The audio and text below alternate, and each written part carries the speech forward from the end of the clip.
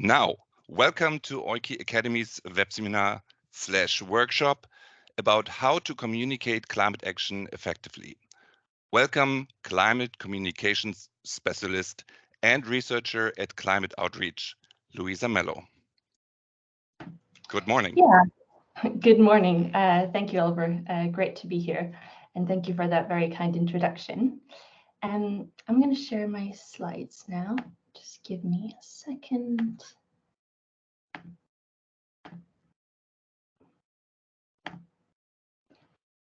Okay, can you see that all good? Perfect. Yes, we can. Brilliant. Okay, so yeah, hello and welcome from myself too for this seminar / workshop on effective climate communications. As Oliver said, my name is Luisa Mello, and I'm a researcher at Climate Outreach, where I research and engage people on how to do communications effectively and evidence-based on what the social science tells us how we should communicate. Just a few notes beforehand. As Oliver said, please put your questions in the Q&A. However, because I've got my slides, I won't be able to monitor it all the time. And try and use the chat relatively sparingly so the team doesn't have to keep sort of reading all the messages. But I have asked the Oiki staff to keep an eye on it. So if they do interrupt me every now and then, so I can refer to a question that matters in the moment, they're not being rude. They're just doing what I asked them to do. So please don't worry about that. And yeah, I just want to say that I hope we can all go into this seminar with an open and curious mindset. We all have very different expertise when it comes to climate communications, but I hope that we can, really learn from each other and make this seminar as enjoyable as possible. Okay, so who's Climate Outreach?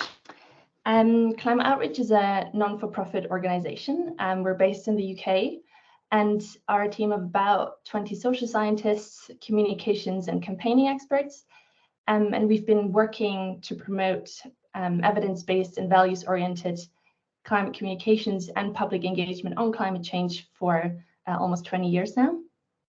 And although we're based in Oxford, we work primarily in the UK, we've also done a lot of projects in other parts of the world in partnership with local organizations. So I've worked quite extensively in Germany, for example, but we also work in Australia, have done projects in the US, Canada, and Egypt.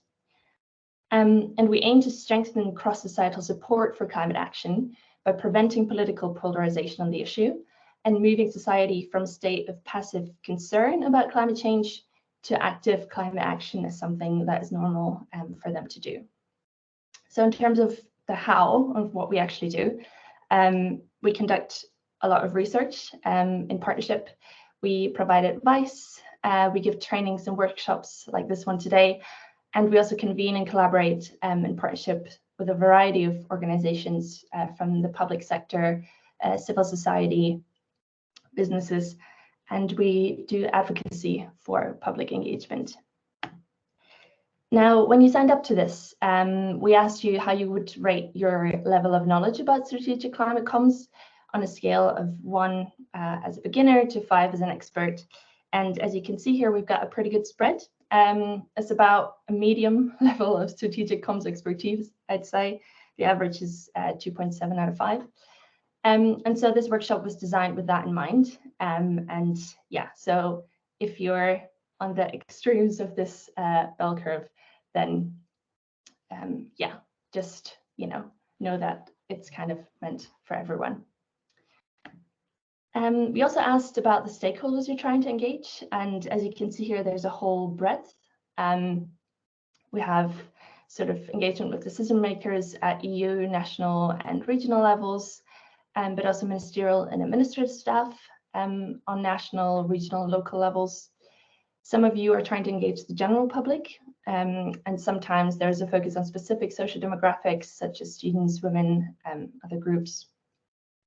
And some of you are also trying to work with a business community or civil society organizations to campaign for your cause. Now, the agenda for today is that we're going to look at climate change and you. We'll get talking a little bit. And then we're going to take a bit of a dive into the social science on climate comms and the principles of good climate storytelling. We'll have a quick breather in between, and then we'll go into kind of ways to understand your audience and frame your narrative accordingly. Then we'll do an individual and a group exercise. So this is where the workshop element comes in. And then once we've heard back from the groups, we'll do a quick wrap up and a few next steps. Also, I'll stop at various points throughout today's session to engage with your questions. So at that point, I'll move away from my slides and look at the Q&A. But I also have some questions for you, and 90% of the time they're not rhetorical. So I'll actually want to hear your thoughts on these things. And really what we found in all the workshops and seminars that we give is that the more you engage with what I'll be talking to you about today, and you can identify the opportunities and challenges for implementing this in your work kind of as we go, the more you're going to take from today's session. So are there any questions on today's agenda? Okay, looks good. Great. So to start us all off, I'd like to get us talking a little bit or typing more. So if I say to you climate change, what's the first thing that comes to mind? As you can see on the screen here, there's a QR code, which I would like you to scan, or you can go to slido.com, enter this code with a hash, and then type in, and you'll be taken straight to that question, and then you can type in your short answer. Okay, I'll give you a moment to do that. Right, I can see that one of you is typing, a few of you are typing already, that's good. Right, breakdown.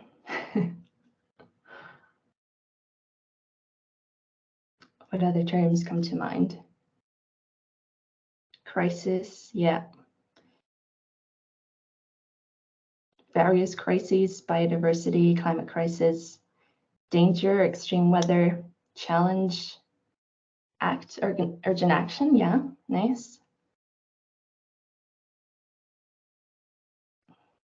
Insecure future, ooh, indifference, interesting, yeah.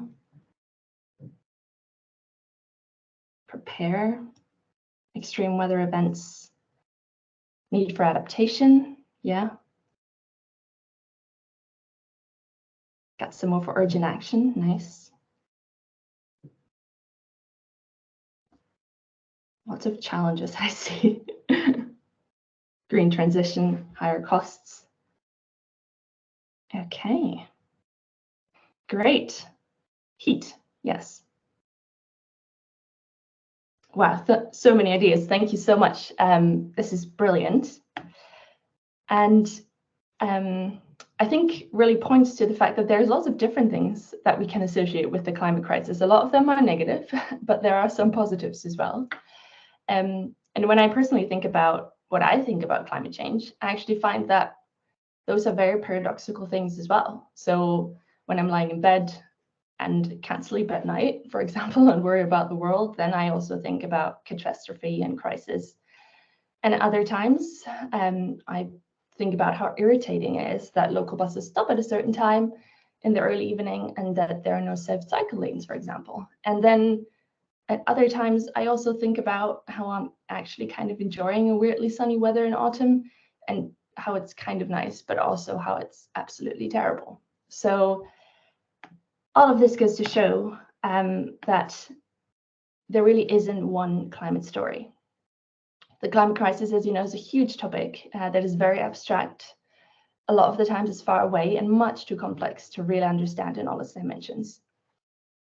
And we need to be aware that people understand the climate crisis in very different ways and associate very different things with it, alongside emotions and images. So we need to remember that there isn't one narrative that we can all agree on and that makes sense to all of us in each of our different contexts. And this complicates things, which on the whole isn't great because in general, our human brains are not very good at dealing with lots of complex and sometimes even contradicting information. So as such, one could argue that climate change is caused by just about everything we do, and it will affect just about everything we do. And it means different things to us depending on who we are and what roles in our lives we are performing at any given moment. So really, our stories about climate change are stories about the world, how it works, how it should work, and ourselves in it. And therefore, whenever we do any kind of engagement or communications, the first thing we need to remind ourselves of is that climate change isn't just a climatological fact, but it's also always a social construct. And that makes communicating about it a lot harder, as most of the time, we don't know how the people we're trying to engage see the world and themselves in it. And this brings me to my next point. Why on earth is it so hard to do good climate comms in practice? So among your answers to the question about what you thought was the biggest communications challenge in your work when you signed up, there were a few common themes that I just want to draw out here. For one, as we've already seen, climate change and action are very abstract and complex. That means that people like to push it out of their minds if they can, and for others, it can cause feelings of anxiety, of overwhelm, or even cognitive dissonance. We sometimes find rigid attitudes of people, and those might range from worries and fears about associated costs and time, to prejudices, reservations, so resisting innovation or false hopes in technological solutions, to even open rejection or unwillingness, which can result in emotional and very controversial debates where really nobody leaves as a winner. There's also a lack of interest in the topic, or at least we perceive there to be. And it's hard to really try and get the attention this topic deserves amidst competing priorities. As you know, unfortunately, there are a lot of crises happening at the moment, and people's ability to engage with all of them in depth is limited. And honestly, that's fair enough, but we have to find ways to work within that and not against that. There's also often a fear or a lack of belief in the possibility of positive change. And as with everything, there's a lack of resources, both in terms of money and or time, to really take meaningful action for many people. So from the start, we need to acknowledge that this isn't an easy task, but luckily we have social and behavioral science insights that can really help us navigate the challenges better. And that's what I'd like to talk to you about next. So let's do this. We all know the climate science basics. Observe temperature change over time. We have data on the evidence and confidence of observed changes being due to human activity. And we can even calculate the exact amount of investment required across sectors to limit climate change. And yet, despite all that, does this make us feel motivated to act? Or do we more feel like this? Well, if these sorts of graphs motivate you, that's great, you're one of the few. But if they don't, I hear you. Thing is, the facts are all well and good, but one of the core things that we and others have found over and over again in our research is that good climate communications is a science, and that facts are not enough. So humans are complicated and complex, multifaceted beings. We're biased, we trust information, some information over others, based on who's talking and what kind of language they use. We're emotional, we connect to some things more than others, and we think in stories, which help us make sense of the world. And because of that, just stating the facts just doesn't work, which in a way is actually really annoying because otherwise we probably would have solved the climate crisis by now.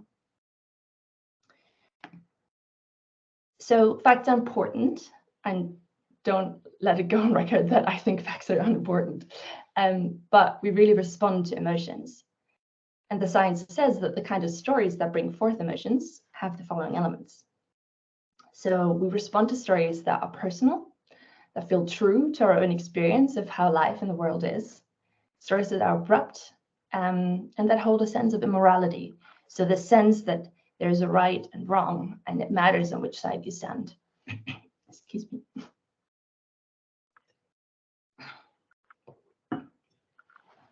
And stories that are happening right now. Another way of putting this is Marshall Ganz's concept of story of self, us, and now. And there are really good examples of speeches for how to do this online, including one by Barack Obama. And I can send you a link later if you like.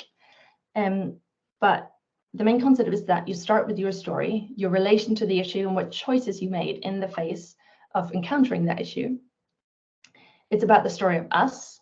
So once you've told your story, you appeal to the wider audience to shared values of how your experience relates to their experience and how they can empathize with what you feel about the issue. And then it's the story of now. So why is it important to take action now? And what action are you actually asking people to take? And these principles are not always easy to connect to climate change, but I want you to try and keep these in mind as you engage people on the issue. So how can you help people to connect to your climate story? To supplement that, our values and core beliefs underpin the stories that work for us or don't work for us. We all as humans have very deeply held convictions and beliefs about the world, and we like to believe that what we're doing is broadly, at least, good and right. And what that looks like differs from person to person. And sort of the different value sets that are out there have also been theorized by Shalom Schwartz and his colleagues. So they propose that there are 10 basic human values that are universal across cultures, and they can be arranged in a circular structure. These 10 values are grouped into sort of 4 higher order categories. So that's self-transcendence, conservation, openness to change, and self-enhancement. And this theory suggests that values guide our behavior, and the conflicts between values and actions explain why people react very differently to our attempts at engaging them. And they try to avoid cognitive dissonance where their actions and the values don't line up. I'll just take a random example to illustrate this. So let's say you want to encourage people in the farming community to move from conventional farming techniques to regenerative farming, for example. Now, those farmers you're trying to reach within your communications might hold very different values from you, and that impacts how they view farming and their role in it, and by extension, their role in climate action. So if you're talking to a group of farmers from who hold more tradition or security type values, they might see farming mainly as a heritage product. They want to keep a tradition, uphold it for the next generation. And there's a lot of pride and this history and legacy wound up with the activity and business of farming. So you might want to emphasize change in farming techniques as a way to make sure that farming can be done in that part of the world in future and for generations to come, rather than portraying it as a break with tradition. Now, other farmers might hold other values again, such as achievement or power, where they see farming mainly as a business, as a way of building a successful career and making money. And those people might be more open to framings that lean into kind of that regenerative farming makes business sense, that it's about staying ahead of the curve with new techniques. Again, this is just very surface level and lacks quite a lot of nuance on the kinds of people we might encounter in real life. But what I want you to take away from this is that there's a wide variety of value sets that you can effectively tap into as a starting point for your climate communications. And related to the second point on value is this: trust and belonging really matter. Our in-groups have a huge influence on our worldviews and what we think is normal and right. And most of the time, this is less about people lecturing us about morality, but more about the social norms certain groups have and uphold. So if in the past, for example, you've ever shared a flat with your vegan friends at university and then come home to a Christmas roast for the whole family, you know what I'm talking about. And there are other aspects to this, as this demonstrates. So raise your hand if you believe climate change is real. Raise your hand if you believe we need decisive climate action to avert the worst effects of climate change. And then raise your hand if you've ever read one of the assessment reports by the IPCC from start to finish. Well, if we ask ourselves what we believe about big issues like the climate crisis, and why we believe them, we pretty soon have to acknowledge that we're taking somebody else's word for it. And that's perfectly normal. There really is no other way. The world's much too complex and we have limited resources and capacity. So we have to rely on what people who we deem trustworthy tell us. Here's another trust exercise. Have a think about which of these you trust. Why do you think that is? And if you had to change perspective and were to imagine you trust the other one, can you think why that would be? So, oops. The point here is that the social groups that we belong to strongly shape our view of things, and our own climate narratives are strongly influenced by the norms around us. For much of climate communications, whether or not we believe and act on something is directly linked to the communicator as well as the message. And trust is therefore key to good climate communication. And we have to remember that there will always be people who trust us and there will be people who don't. And that's okay. But what that means is that we need to find the right ambassadors for our target audience if we want to engage them effectively. And I'll get more into that a bit later. And then finally, the first thing to remember is that climate change concern does not mean climate action. Just because we care, that doesn't mean that we know what to do or are willing and able to take action in every circumstance. So as the Climate Barometer, Eurobarometer found, 9 in 10 EU citizens are concerned about climate change and believe that it's a serious problem that needs to be dealt with.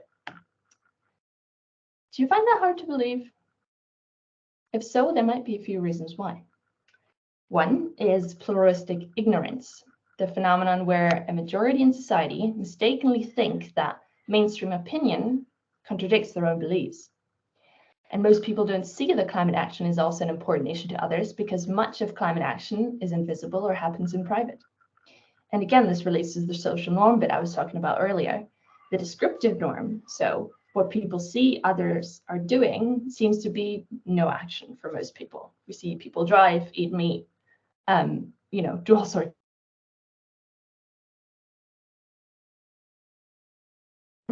Which is what people feel like what they should do appears to be in conflict with that. So people know we should take action on climate change, but when they look into the world, it seems like nobody else is doing it. And therefore, we mistakenly assume that either people haven't understood that there is a climate emergency, or, and which is perhaps worse, we think that people are aware of it, but just can't be asked to act.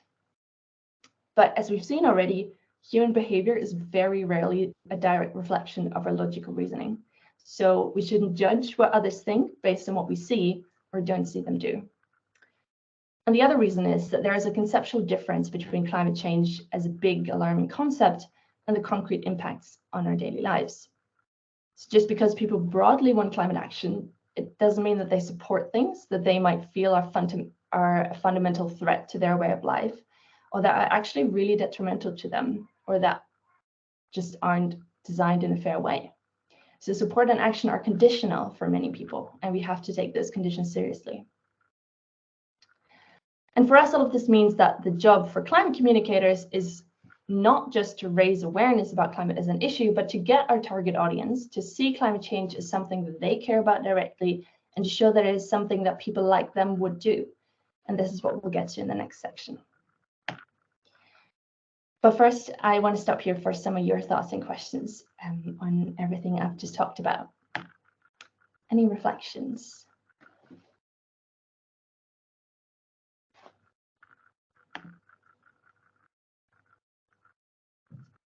I can see there is a message in chat. Yes, there's a question from Yuri Jits or Bod. I'm sorry to misspell it. But the question is, do you think there might be disinformation about climate change because there is too much communication and too much effort to get people to be aware and to care? Mm-hmm. Yeah, thank you. Yeah, so essentially whether people get desensitized by all the climate information that's out there. our research doesn't suggest that. I think one also has to remember that, you know, if you work in this area, you hear a lot about it, but kind of the average person actually does not get that many climate messages. You know, every now and then there is a, you know, a big ad that might make it onto TV, or like Apple, you know, brings out a very eco-conscious ad. But, you know, a lot of the time people don't actually engage with it, you know, that much. I think where there is a bit of desensitization, and that brings me to the second question about multi-crises, is this kind of alarmist rhetoric that people can get tired of. So, you know, when we just shout into people's face, crisis, crisis, crisis, you know, there's only so much capacity to care about something and to want to engage with it. And so I think that alarmist rhetoric can make people desensitized, but in general, the issue itself is still something people care a lot about, from what our research tells us. Okay. I mean, there'll be other moments for questions as well, so I might just plow on. I just have a question. Sorry. Sure. You talked about the role of an ambassador. I think this is really interesting, the role of an ambassador of our messages. Will you talk about this a bit later? And will you explain what an ambassador means, how we should choose them, or yeah, what kind of message is important, and all this stuff? Yeah, I actually will. So I will park that question for now, but thank you. It's definitely one of my main points. And I think, yeah, there's chat message as well about one fundamental problem being the lack of climate or environment education. Okay, thank you. Great. So I'll move on here then to some core principles of good climate storytelling. Now, I want to just point out a few common mistakes, and I'm not planning to linger on these for too long, but just to give you a brief overview of some of the things that often go wrong with climate comms. Number one, which we've already seen, is that people assume that just giving them facts will cause action, which it doesn't. The second mistake is that we tell the same old story over and over again. Melting ice caps, glaciers receding, rising sea levels. These are all really terrible things, but they confine the impact of climate change to a very small box, outside of which people feel like they don't need to worry about climate change. Like it's not something that they need to engage with or that impacts their ordinary lives. And so we need to show that climate change impacts all areas of our lives, as it does, of course, in various ways. And so we need to tell new stories that feature authentic protagonists, you know, that look like you and me, that sound like you and me, and their experiences with climate change. And, you know, even more importantly, maybe with the kind of action they're taking in the face of that. And I think this is where kind of, you know, sharing the success stories and what you've been doing in your projects comes in. Like, this is really what inspires people and, you know, can get them going. Another mistake, and this relates to my previous point, is that a lot of climate change storytelling seems to happen in very far away places, at least from a European point of view, or seem to feature mainly future predictions. And this spatial and temporal separation allows people not to engage with climate change as an immediate threat that needs to be dealt with. If you remember from 5 minutes ago, I talked about the story of self, us, and now. So it is about now. And then another mistake is that the language campaigners use can often be quite alienating for a lot of ordinary people who are not part of this professional climate discourse. And this causes them to disengage because this technocratic language just isn't inclusive, and it signals to them that they're not smart enough, this conversation isn't for them, and they're not meant to be part of it. Additionally, some terms that we use are quite value-laden in themselves. So, for example, we did a lot of research on, you know, fairness and justice, and our research shows that most people agree with the principles of needing a fair transition and, you know, that is not that the poorest don't bear the brunt of the climate crisis. But if we frame this in terms of justice, especially the more conservative, leaning audiences find the word itself quite off-putting and can just stop engaging based on that. So you want to find words that resonate with your audience and that really sort of, take them into your story so that they actually stay long enough to listen to what you have to say. And then finally, and this is an important one, assuming you're trusted by your target audience when really you're not. Again, this relates to the trusted messenger. So sometimes people come to us and they're really frustrated and they say, just why won't these people listen to me? We have all the signs on our side, but there's a really quite straightforward answer to that. Some of our representative polling in the UK has shown that most people, other than an already quite activist segment, agree that environmental campaigners are allegedly hypocrites. So irrespective of whether this is a fair assessment or not, we have to be aware of these perceptions when we communicate. And we need to find messengers that are actually trusted for the groups that don't trust us. And I'll give us some example of who that might be a bit later on. So what does this all mean?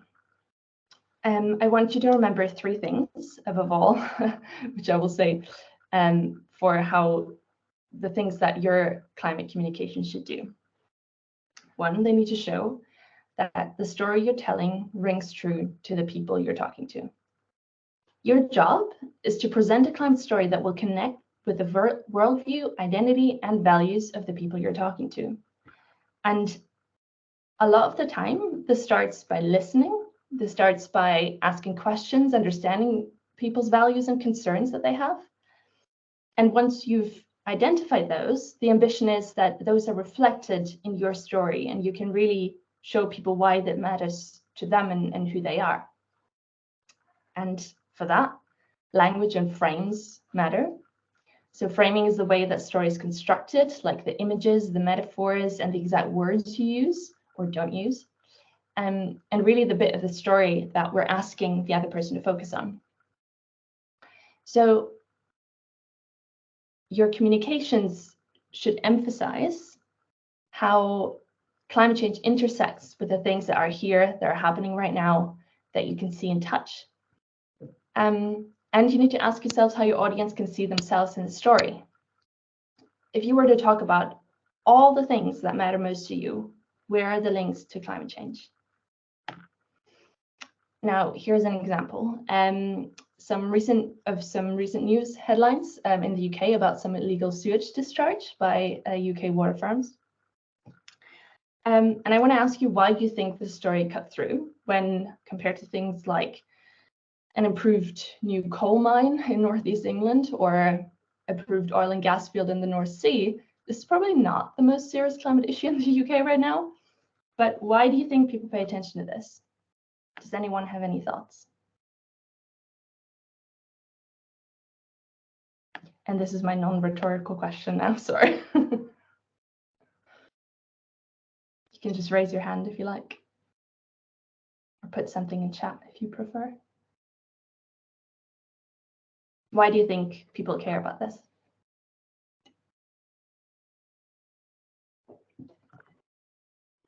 Yeah, Borit, use research. Yes, thank you. Well, one of the first things that would spring to mind, BBC is more mainstream media and Guardian is seem to be politically taking a side. So there should be some more trust if it comes from the BBC. Yeah, thank you. Great. This speaks to the trusted messenger, BBC being seen as a more like centrist, sort of appealing to maybe left and right leaning audiences. That's great. In the meantime, we've had some chat responses as well. Yes, proximity. It directly influences people's lives. Yep. Rivers, lakes, water bodies. This is all exactly outside of people's doors. Their health and leisure. Yeah. Exactly. So this is about a direct connection. It's local, it's visible, it's tangible. You can go and see the impacts of the sewage discharge. It's happening all over the UK, and it is here and now and not in future. Thank you. Great. So the second thing to do is to show that this story shows that people like me care about climate change. And this also relates to my earlier point about trust and belonging.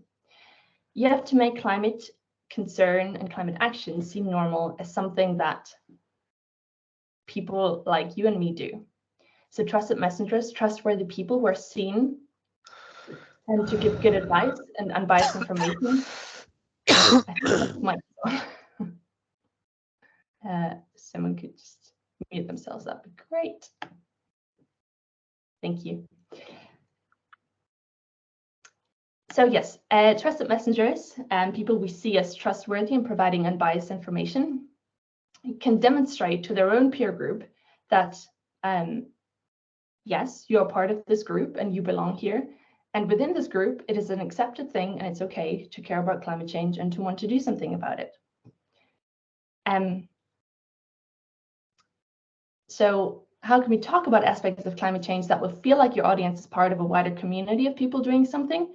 And you have to ask yourself whether we are trusted on the issue we're trying to engage people on. So for example, we work with, we've done workshops with sports groups who are trying to, you know, push forward climate.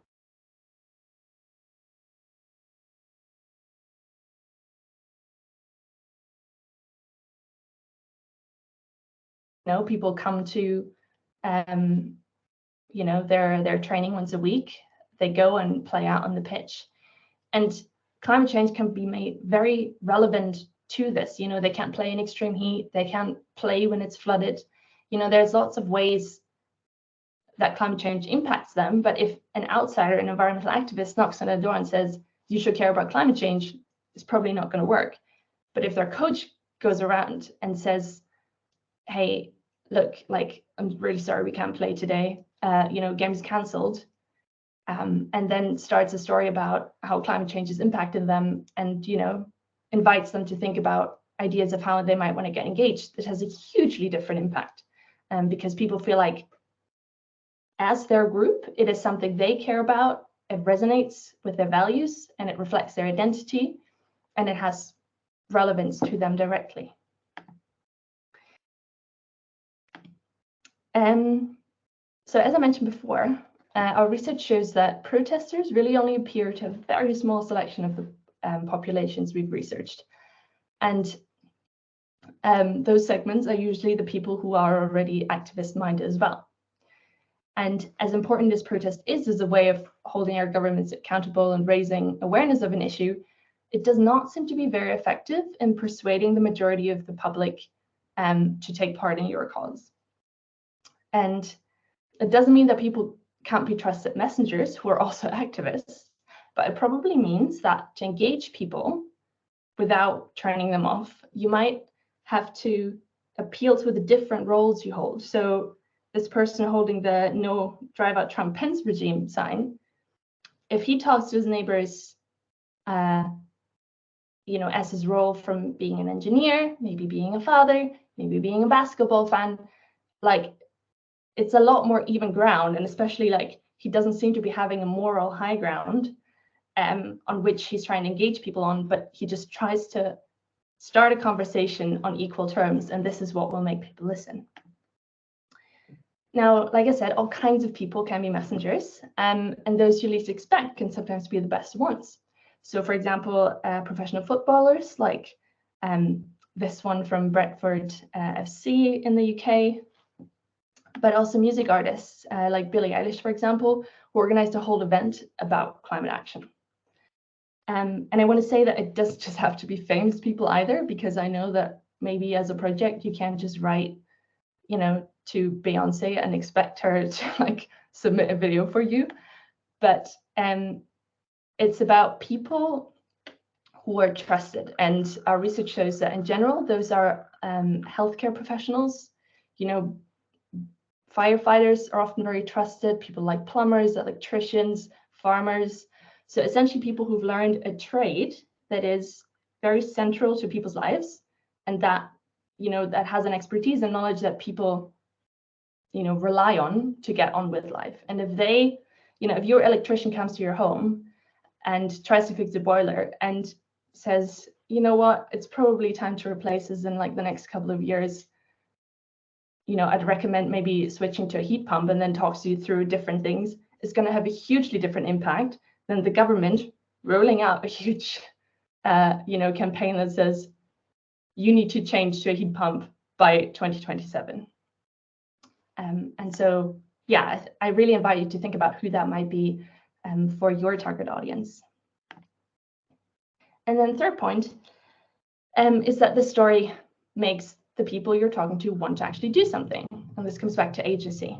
Will your story actually make people believe that they can do something? And the call to action, or the so what, is hugely important for your communication. Suppose that your climate narrative moves your target audience and people really trust you, but you're asking them to take an action that they think is fundamentally terrible and just would never do, then you've lost them to your cause. And instead, it's about showing your audience positive visions of the future and making it clear that the world can become, at least to a small extent, the way your target audience wants it to be. And that each and every individual can make a meaningful contribution to this if they take action. Let me give you an example. So this image was taken from, or created by Reinventing Society, on what the center of Stuttgart could look like in 2045 if it was a net zero city by then.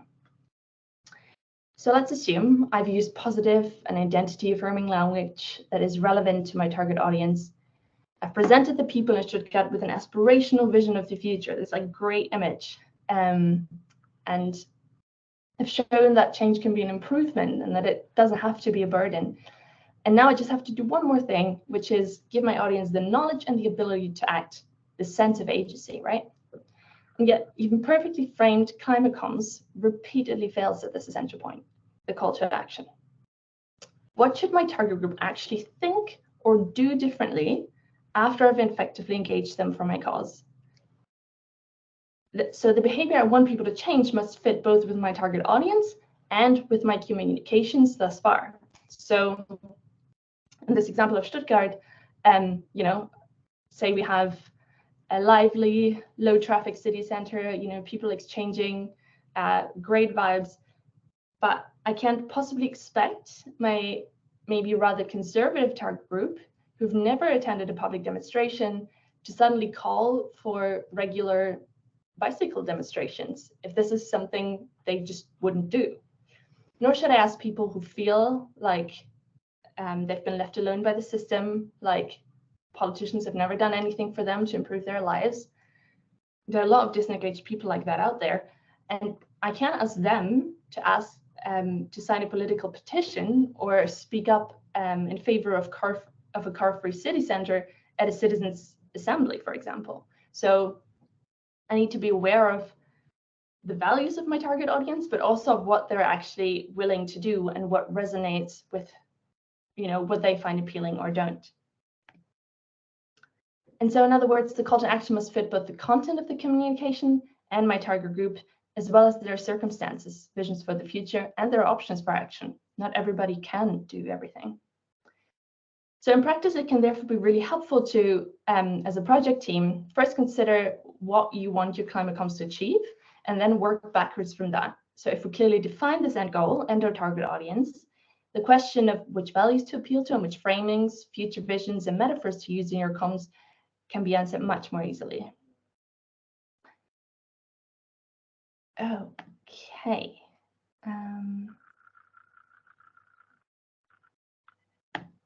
Great. I think I'm going to have to move on as we're a bit tight for time. Yes, we're going to have 2 minutes break just to get a glass of water, have a breather. And I will see you at, well, in 2 minutes, whatever your local time is, I suppose. For me, it's at 9:49, but in 2 minutes, I'll see you back here. And if you have any questions in the meantime, please feel free to put them in the chat, put them in the Q&A, and hopefully we can get to them at a later point. See you in 2 minutes. we're slowly coming back. I realized that probably wasn't 2 full minutes. Yeah, thank you for everyone who's back already. So in this next section, I'd like us to look at some ways of understanding your audience and framing your narrative accordingly. So really the how-to of this. There's a variety of different ways to identify your target audience, and unfortunately, we've only got time for a few here. So here you can see the model of the 4 Europes, which you might have come across, and which is based on Yale's 6 Americas. And it segments people into groups based on their climate beliefs, concerns, and actions. So a segmentation like this helps you identify your target audience because it's a very specifically climate segmentation. It's not about other concerns. And yeah, it's quite straightforward, applicable to your work.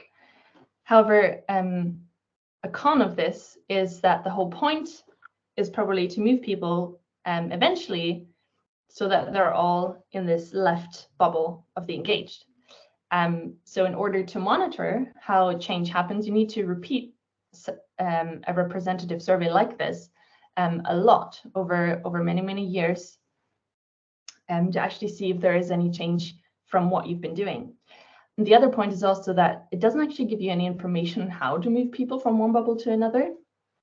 So it's maybe not the easiest way to help you identify your target audience. Now, another way to look at them would be based on socio-demographic factors like age, like income or education, for example. One advantage of this, that it's comparatively easy to identify who belongs to your target audience and who doesn't. And that makes it a lot easier to think about how you can reach those people and where you might find them. You know, if you're thinking about addressing students, it's very obvious that you should go to schools and universities. However, a disadvantage of this is that socio-demographic factors actually have a relatively little impact on what people think about climate change. So as this graph from a meta-analysis of factors that play a role in climate change belief shows, the strongest demographic correlation is between climate change belief and political affiliation or political ideology, compared to some other socio-demographic factors, such as sex, age, or education. And then a third option for identifying your target audience could be using segmentation based on people's values, which brings us back to the chart I showed you earlier. So this underlies the segmentation we use at Climate Outreach, but this too has advantages and disadvantages. An advantage would be that values and actions are highly intertwined. As we know, people like to act in a way that reflects their values. So if we can appeal to people's values, we have a higher chance of changing people's behavior. Also, values form during one's lifetime, but they're characteristically slow to change and likely to remain quite stable among your target audiences. So once you've actually identified their values, it makes planning campaigns and comms a lot easier. And then it's also useful for deriving comms engagement recommendations because it actually tells you something about people's identity and their outlook on life. Knowing someone's values makes them much less of a blank sheet of paper, and it's a lot easier to think about how you might want to engage someone with conservative values than someone who's aged 45 to 59, you know, which doesn't really give you anything to go on. However, a disadvantage of this, and I'm sure you might have identified this by now, is that you can't actually tell who exactly you're trying to target because you can't identify people's values from afar. It's hard to know who you've got in front of you when you first meet them and which value set you should be appealing to. And with those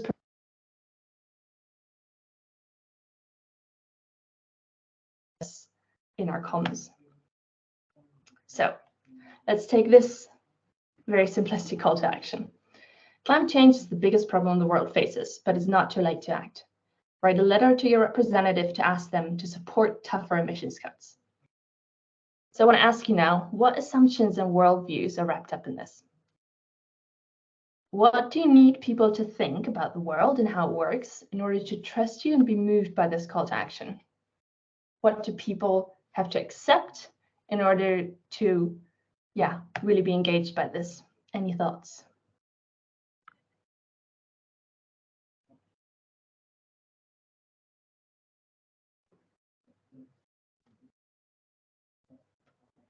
Anyone want to raise a hand or put something in the chat? Need to trust politicians and be engaged in political process. Very good. Yeah, absolutely. And that's a big one. A lot of people don't. Anything else?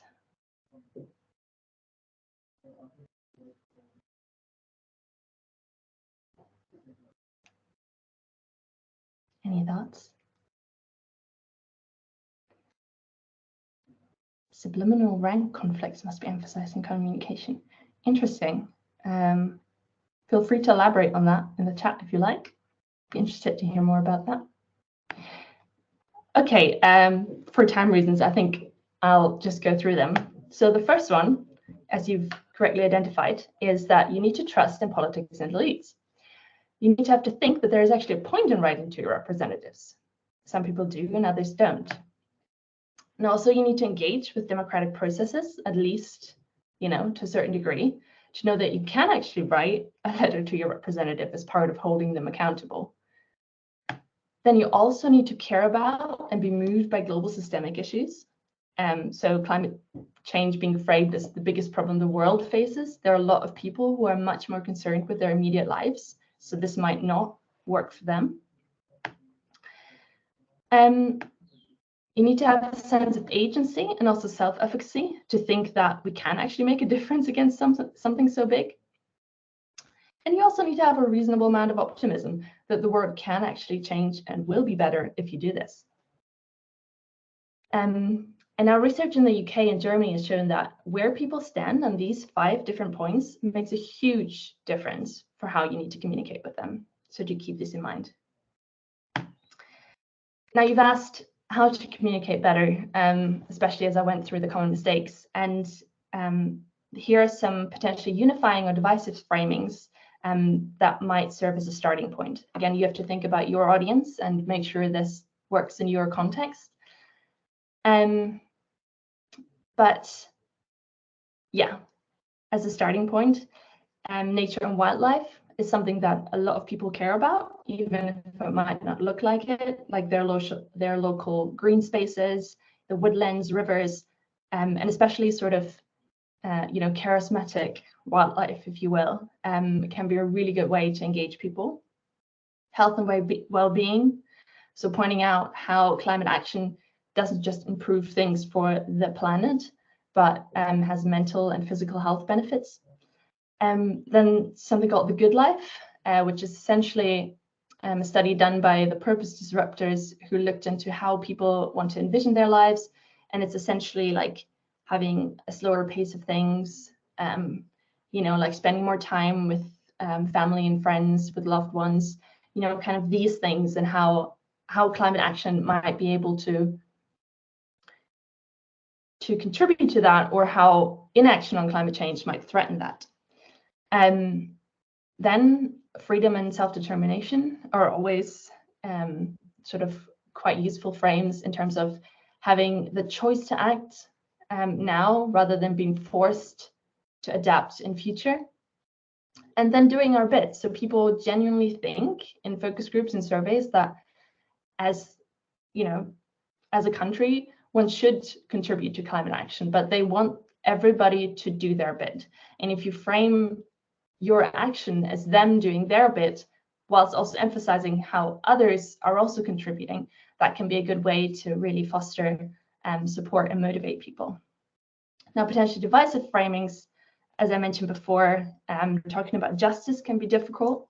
So really determining what fair is, whether people think about procedural justice or outcome justice, it can be quite divisive.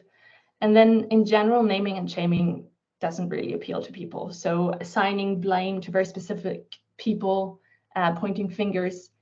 And it's better to talk about this in terms of asking, you know, politicians, industry, certain people to take responsibility and, you know, change things for the better.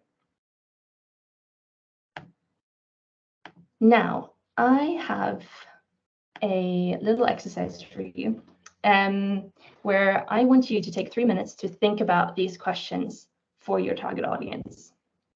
So what's their political affiliation? How engaged are they on climate? Do you know anything about the values, beliefs, trust in the system? You know, all these things I mentioned just now. Then about trusted messengers, who do they trust to communicate with them? Is it you? Is it other people? Institutions? You know, is it maybe hospitals, schools? You know, you name it. Is it political parties? Is it some sports clubs? And what are you trying to get them to do? What's your call to action? And does it feel achievable and meaningful for your target audience? And then I want you to have a little think about some entry points you could use to show how climate action is relevant to what your audience cares about. And here are some ideas for what that might be. So now take 3 minutes. And after that, we'll take those results. Thank you. Great. Okay.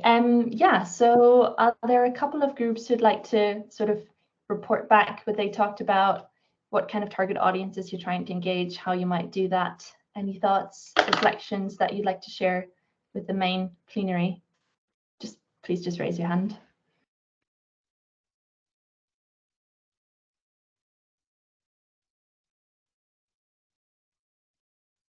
Any volunteers? Great. Yeah. Eva, would you try to? Thank you. Yes, hello, my name is Yeva. I'm from Lithuania, from Vilnius. And we had a group, but only 2 people was online and active. So we mainly spend the time talking about the projects we will develop or we are going to develop. So I can introduce our organization project. It's about agroforestry, and our main target groups are 2. First of all, farmers, who we are trying to, for them, we are trying to introduce the agroforestry concept, how it may be implemented and what benefits it creates for nature, of course, but as well as for farmers and their actual work. And the second target group is politicians or policymakers, because we need to create better conditions for agroforestry implementation, and I have in mind the regulatory environment, some financial mechanisms that would support farmers who decide to go with agroforestry methods. So those 2 target groups will be influenced by different channels and by different ways, and different stories probably will be told, because for policymakers, I believe it's more important to understand.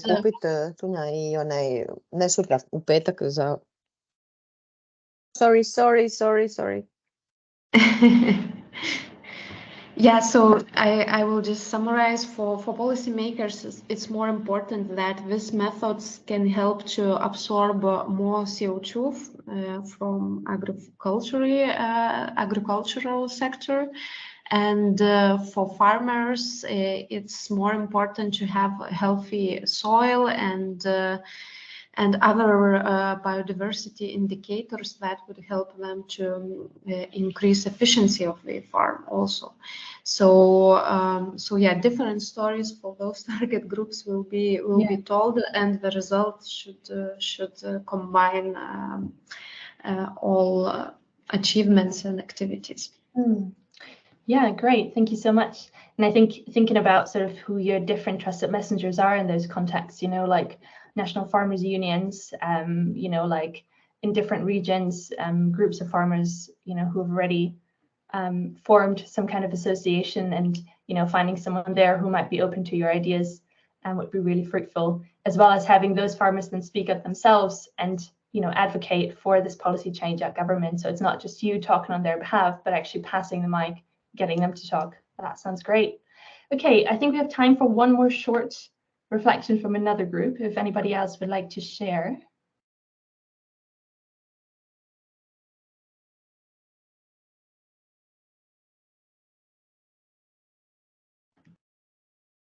This is a inviting space, and we will not judge you. Great, Maya Bratko, go for it. Yes, hello everybody. So we had a discussion about the engagement of the citizens, because we have a project that is targeting citizens to form energy communities in Croatia. And basically, we think that they trust, who they trust the most are the experts from their own community, which they also are lacking. And what we want them to do is to form an energy community and to invest in the renewable energy sources, and thus become independent in the energy production and consumption. And we would like to point out to them, like, start with the fact that electricity prices are now low, but that's due to the governmental policies, and they will rise in the future. And if they invest in the renewable energy sources, they will get the locally production, local production and consumption, and the prices will get lower for them. Their bills will get lower. But we get some barriers in the policies and in the legislation, but also in their stand of the community. That's like, why should they do it jointly if they can do it one by one? And maybe some misunderstanding about that. How do they benefit from joining the energy community and not standing by themselves? So just to show them maybe that if they work together, they can do better, they can do more, and not just like be one photovoltaic per house or something like that. And we identify that we should tell them about the models of possible savings if they build these renewable power plants, and to get them some guidance how to get where to get the documents they need, and where to apply and how to apply, and give them examples from the best practices from the countries that are similar to the country that they want to do it in. Yeah, great. Thank you so much. Lots of really valuable stuff in there, and kind of what we were saying about like the need for local experts and trying to find them. And also I think, what you said at the end there about success stories, really showing people how energy communities have worked elsewhere, and the, getting people from those communities actually telling why they've benefited and why it's great, rather than you having to tell their story, I think can be a really impactful way. So thank you for that. Okay, we are short on time, so unfortunately we have to wrap up here. And so I just want to flag a few things that you might be able to do next. So the first thing, based on this conversation and what you've heard today from your peers, is that you might want to reflect on this presentation, maybe rewatch it once we've got the recording, and think about what the things are that you will take away for your projects, and what you want to share with your own colleagues, your own project teams, and what challenges you see for your organization when you try to implement this. Another thing might be to just find out more. So today you heard a lot about kind of the social science about climate comms in general, but really only scratched the surface. So, go and just Google studies, surveys, focus group results that are out there about the exact audience that you're trying to engage. And, find out more information about what they think, be open to challenging your own assumptions about your target audience. And if they don't exist, you can try and do some research yourself. You can pull together a small focus group, ask people about the things you're trying to engage them about, or you could just even identify a place where you think you might encounter people from your target audience, and just, start having some informal chats to learn more about them. Another important thing would be to talk to colleagues, think about the so what. So it's a small thing, but when we talk to lots of people who do climate comms. It's that they do comms training, but then they never talk to anyone else about it. So what we've tried to show today is that effective climate comms isn't just about a great press release that you bash out at the end of all your project activities, but as I hope I've demonstrated, it's about really getting into the perspective of your target audience, opening up a dialogue, and finding out how your project is being perceived in the world and by whom. So try and just check in with some other colleagues or even friendly external people about how your project or your organization is actually perceived in the world out there. Is this the intended effect you're trying to have? And do people understand what it actually is you're trying to achieve and what you're asking them to do as part of your engagement? And then, and this is the fun part, you get to try it out. So you know your audience, you're experts in those. And in this session, I hope I've given you a few ideas for how to improve your climate comms from a techniques point of view. And I think a lot of the time people get really anxious about, doing everything perfectly. And I really want to try and encourage you to experiment, try testing things out, start small, see what happens, try it in your social media, maybe a blog that you write, and then see how people react, measure the impact, refine your message based on how people react, and then just try again. And so with all of this in mind, I just want to take 1 minute now, and I know some of you will have to leave, but please just take 1 minute to think about one concrete next step that you want to take to improve your project's climate comms and share it with everyone in the chat. So I'll give us all 1 minute to do that. And just let me have some last words. I mean, for us, for the OIC, it's very important that you exchange experience and that you're networking with others. And just what Max just did, he recommends another organization to talk to, and this is what we want you to encourage.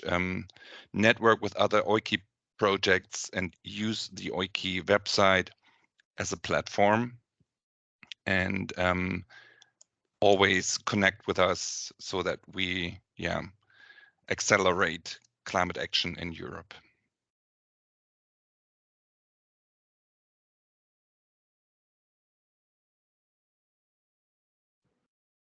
Great, I can see some great ideas coming forward. Yeah, just keep them coming. And thank you, Oliver, as well, for ways to engage with the OIC. I think that's really important. It can get quite lonely to do climate comms when you feel you're not getting anywhere. So make use of the community that you have, is what I'd advise.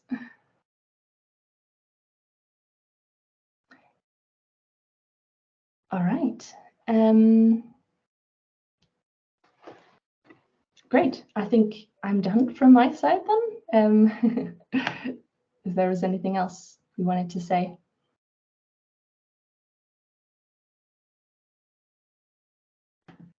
Well, thank you very much, Louisa, for your really fruitful and inspiring presentation. And we are looking forward for all your work and for all the messages we will get from you. And thank you very much for all the participants. And we will see us later. And just watch the video. You will see it on our website. Thank you very much and have a good day. Great. Thanks for having me. Bye-bye.